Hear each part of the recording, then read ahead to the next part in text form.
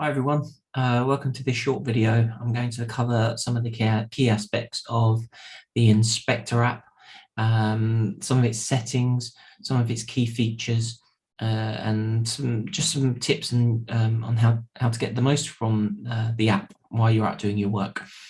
So first of all, we're going to have a look in the software, in the cloud software, in the mothership, I also refer to it as, and see how we look at there's some guides there, and there's also how we create an inspection, and then we'll dive into the actual app itself. All right, so let's do that.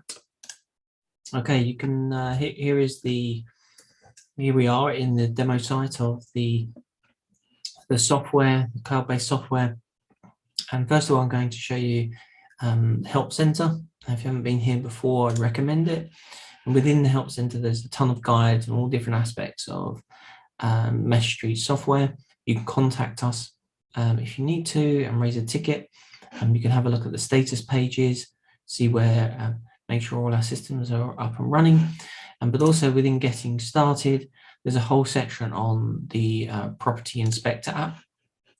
Lots of information about how you can access the Inspector app and the different roles and the settings, and how that why that's important, how we create an inspection, how we can save inspections and resyncing and documents from the folder, how we delete an inspection if you would like to, right through to updating the Inspector app, etc. So this is a really helpful site, part of the site. I'd recommend it if you haven't been here before. Okay, so the most important thing about the Inspector app, obviously, is doing inspections. So to create the inspection, to ask for the inspection to be done, that comes from the software, and it can be done from two places. Either we can go into property licensing and find the individual property, or we can do it from inspections. So I'll just show you from the property licensing area. So here, if we just pick, we go into an address that we might be dealing with, and we go into tasks, and then we can add a manual task. That will create a task here, in which case we select the inspector that we would like to assign some work to. And once we've done that, then we press assign, and we can just let the system know that that's been done. And then that piece of that work is then transferred over to the Inspector app. So you've got all the information you need to start the inspection. Alternatively, you can go to inspections. We can create an inspection here with this green button. For those that are using the disrepair module, you can also create a disrepair inspection, but we'll just stick to property licensing. We'll need a postcode for the address that we would like to inspect. So I'm just going to use a dummy postcode here. And then we get an option of the addresses. Select the address that we like, we continue. Then we can see who's available to carry out inspections and who's what the assigning sort of workload is like. And then we can just select the person that you would like to do the work, and then you create it that way. So they're the two main ways to have inspections carried out. Now, okay, so we've gone over to the inspection app now. So let's just have a look here. The first screen is really our dashboard. That shows you all the properties that have been allocated to you for inspection. And before we go into any particular property, we'll have a quick look at the little cog in the top left-hand corner here under the date and time. This is our settings field, so we can see who we're logged in as. We can change our password from the app itself. If you've got it synced to your calendar, that's how you can toggle that on and off. We can update definitions, and definitions relate to the deficiencies and the remedies that are within the hazard module, and we'll get to in a second. We can create a backup. So this is worth just taking a second to look at. So each individual inspection, including all your notes and the photos, can be backed up, and so either saved to the iPad or saved somewhere else we first need to know the inspection reference, this unique reference. Every inspection has its own unique reference. So once we know what that is, we're able to go to it, and then simply we're able to save that to a folder, and that will download all the photos and the information that you've collected during your inspection. That can be used at any time through the process. So if you're only part complete and you want to make sure you've secured all the photos, that can be done. And then finally, we can normally need to scroll down a little bit. You get your version. You can see what version we're on here is 1.4. That's the most up-to-date version. You can find out from the Apple App Store what version we're currently on. We tend to deploy a new version of the app every sort of 3 to 6 months. And so that's where you need to go to just check you're running the most up-to-date version. So we've also got a search field here. We can search a number and pick out the anything with that particular those digits in it, or for example, let's put in flat 27. There we go. Or we can search by individual too. So in terms of, oh no. Okay, so what we're going to do is just go into one of the inspections and have a look at some of the options we've got. So let's go to this 10 Arrow House, flat 10. And so before we've actually booked the appointment, normally for everyone that they're using the live system, you'll get a map and the pin location. Here's because I'm on the demo site. We don't have that because these addresses don't exist. It's just for demonstration purposes.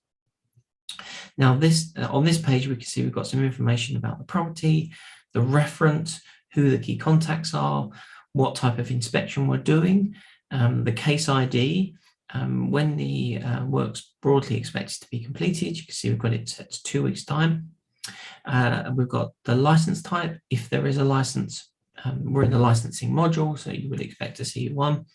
And then we can see the status of that license right in the middle of the screen. You can see we're in checks in progress. And then we get to the final box is a key license condition. So in this case, it's the maximum permitted numbers and households.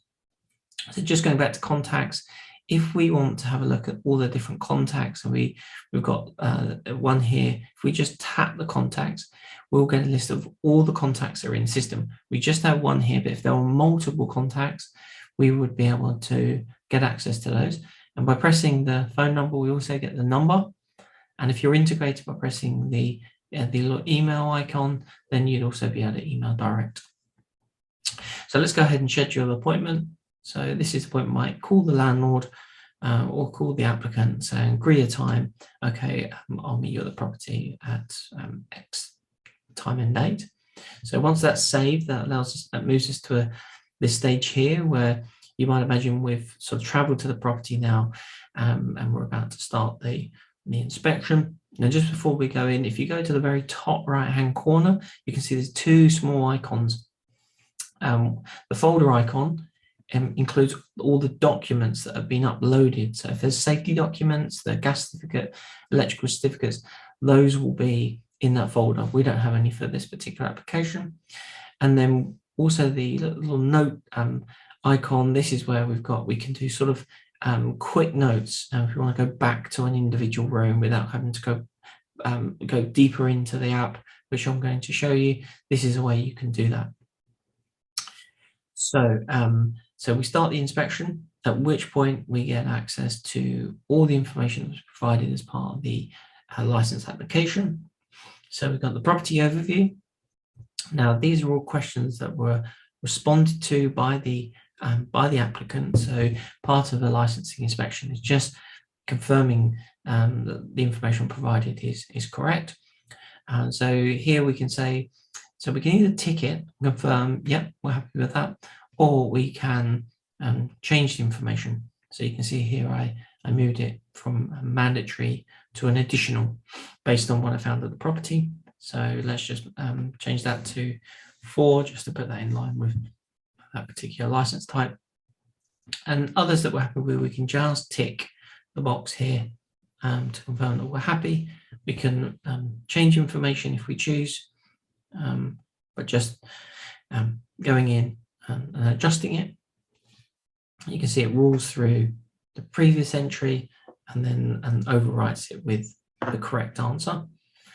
So, and then we've got the final two here are number of people over 65, and so this is to assist with the HSRS process.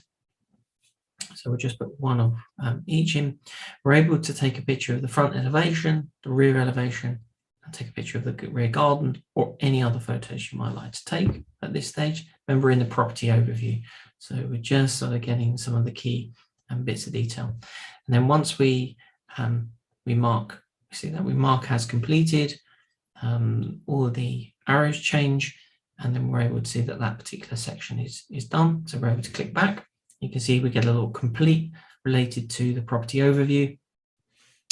The next one is the health and safety questions. Again, we're able to just go through these and just confirm those all, and you're happy with those responses. Again, markers complete. Right, now we're going to go into the individual sort of the rooms. So the bedroom, we can confirm this information for the purposes of this demonstration. But here is our first opportunity to raise a hazard. So this icon here, the red icon with the plus hazard sign, is how we link a hazard to a habitable room. So let's pick damp and mold, very common. Now we're able to take a photo of that damp and mold. We're able to create notes related to the damp and mold, as many as you like. We're also able to use speech recognition, which is quite clever. Really recommend trying it if you get a chance. There you go, it's pretty good. And then we're able to try and identify the deficiencies, so the thing that's causing the damp and mold. So let's just select penetrating damp, source unknown. Then we get to choose the severity. So we've got minor, moderate, and severe. So we tend to use severe for things that could end up being a category 1 hazard, and then sort of moderate for the high cat 2s, and then minor for everything else. But of course, that's it's just an indicator. It's just triaging the scale of the hazard. So then let's have a look. So all of the remedies are linked to the deficiencies.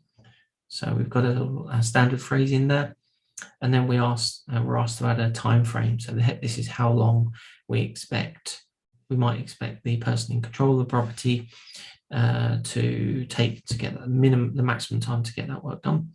And then we create the hazard. So if we try and leave the screen now, it should give us a warning saying if you exit, then you're going to lose the information. We don't want to do that. So we create the hazard. Okay, that room is done. As far as we're concerned, we can see we can mark that as complete and then move back. Okay, and then we can just go through the rest of the property, carrying out the inspection as you normally would, adding hazards, taking notes. You must remember to mark as complete, otherwise you don't get the complete sort of flag here on the main screen. And kitchen, of course, lots of different questions that have been provided as part of the application, but the process overall around adding a hazard is exactly the same. So we can mark that as fully complete. And then finally in the bathroom, again, very similar, different set of questions, but again, add any of the 29 hazards that you would like, same process based on what you're finding during your inspection. And so we mark that one as complete. Now we can see we've got all of the individual rooms and aspects of this inspection completed. So this enables us to move to the next stage, which is to review an inspection.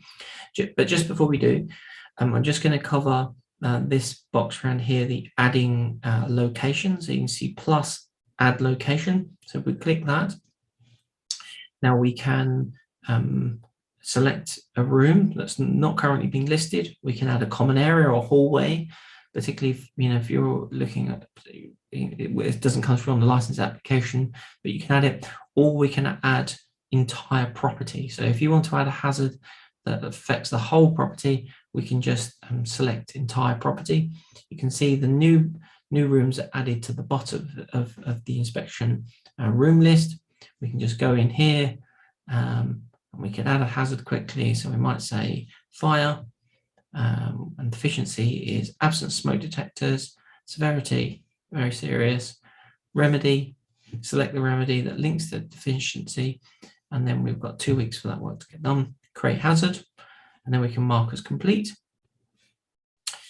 All right, so that's pretty much all the key functionality in the inspection app. So we're able to review the inspection we've done. So this is a little bit like once you finish your inspections in your sort of analog notebook approach, you can quickly flick through and make sure you've got everything completed as you might expect. It floats to the top of the review, the hazards that have been identified, but you can go back in at this stage and change something. So to do that, we'll just unlock the inspection, and that will take us back a stage. And then once we're happy, we're able to think, okay, we're ready to submit the inspection. We can go to finalize. It does make you here add a judgment. So what we're looking for is just a sort of a triaging judgment based in 3 categories: satisfied with no concerns, satisfied with conditions, or unsatisfied or unsatisfactory. So we'll go with unsatisfactory for this one.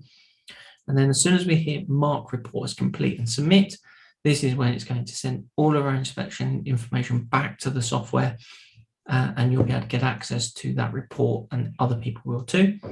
So we're just going to do that. You can see that it's uploading now, and you get the synchronization, and then that is back. And let's go back to the software. And okay, so we've had a good look around the app. We've submitted the inspection. Now this is our opportunity to come back into the inspection module within the software, and we're able to pick out the address that we completed the inspection for. We can search for it here, or we can sort it with these filters. You can see here that I'm playing with. We can identify a particular inspector. I want to see their particular workload.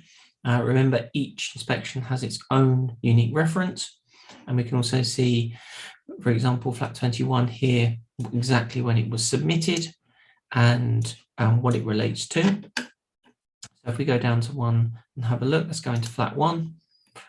It'll take you into the property itself. We can go to inspections, and we can see the inspection history here. So for those properties that we visited more than once, we can see all the inspections that have been carried out in chronological order. We can then go into each of the inspections, and then within the inspection, we get information about the important dates related to the inspection. And then we also get all of the photos, and we get the automated inspection report. So let's just have a quick look. Within the inspection report, you can see here we get a summary of our inspection, including all the photos. Yeah, and that's the end of the process, and at which point you would go on to complete your next inspection. I hope that sort of mini whiz round all the key features has been helpful. Of course, if you've got any queries, just make contact us, contact me. Be happy to have a conversation with you about it. Okay, take care. Bye.